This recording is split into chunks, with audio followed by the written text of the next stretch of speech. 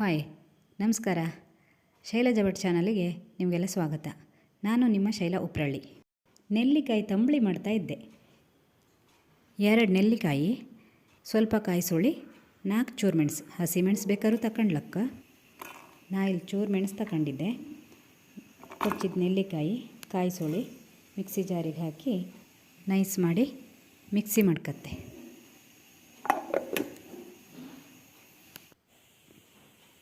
ಕಾಣಿ ಇದು ಎಷ್ಟು ಲೈಕ್ ನೈಸ್ ಆಯಿತು. ಇದನ್ನೀಗ ಒಂದು ಪಾತ್ರೆಗೆ ಹಾಕ್ತೆ. ದಪ್ಪ ಗೊಜ್ಜು ಕಣಂಗೆ ಆಯ್ತದೀಗ. ಒಂದು ಚೂರು ಮಿಕ್ಸಿ ಜಾರ್ ತೊಳೆದು ಅದಕ್ಕೆ ಹಾಕ್ತೆ. ಒಂದು ಸತಿ ಸೌಟಲ್ಲಿ ಕೈ ಆಡ್ತೆ. ಆದರೂ ಇದೀಗ ದಪ್ಪನೇ ಇತ್ತು. ತಂಬಳಿ ಅಂದರೆ ಮಸ್ತ್ ದಪ್ಪ ಇಪ್ಪಕಾಗ ಸ್ವಲ್ಪ ತೆಳುವು ಇರುತ್ತೆ. ಅದಕ್ಕೆ ಮತ್ತೊಂದು ಸ್ವಲ್ಪ ನೀರು ಹಾಕ್ತೆ. ಈಗ ಕಾಣಿ ಸುಮಾರು ಹದ ಬಂತು. ಒಳ್ಳೆ ತೆಳುವಾಯಿತು. ತಂಬಳಿ ಈಗ ಒಳ್ಳೆ ತೆಳುವಾಯಿತು. ರುಚಿಗೆ ತಕ್ಕಷ್ಟು ಉಪ್ಪು ಹಾಕ್ತಾ ಇದ್ದೆ.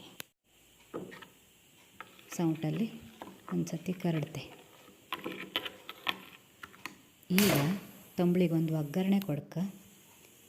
ಒಗ್ಗರಣೆ ಸೌಟು ಇಟ್ಟು ಸ್ವಲ್ಪ ಎಣ್ಣೆ ಹಾಕಿದ್ದೆ. 1 ಚಮಚ 1.5 ಚಮಚ ಎಣ್ಣೆ ಹಾಕಿದ್ದೆ. ಸಾಸಿವೆ ಕಾಳು ಹಾಕಿದೆ. ಒಣಮೆಣಸು ಹಾಕಿ ಸ್ವಲ್ಪ ಕೆಂಪಾಕು ಕರಿಬೇವಿನ ಸೊಪ್ಪು ಹಾಕಿ ಗ್ಯಾಸ್ ಆಫ್ ಮಾಡಿ ಬಿಡ್ತೇವೆ.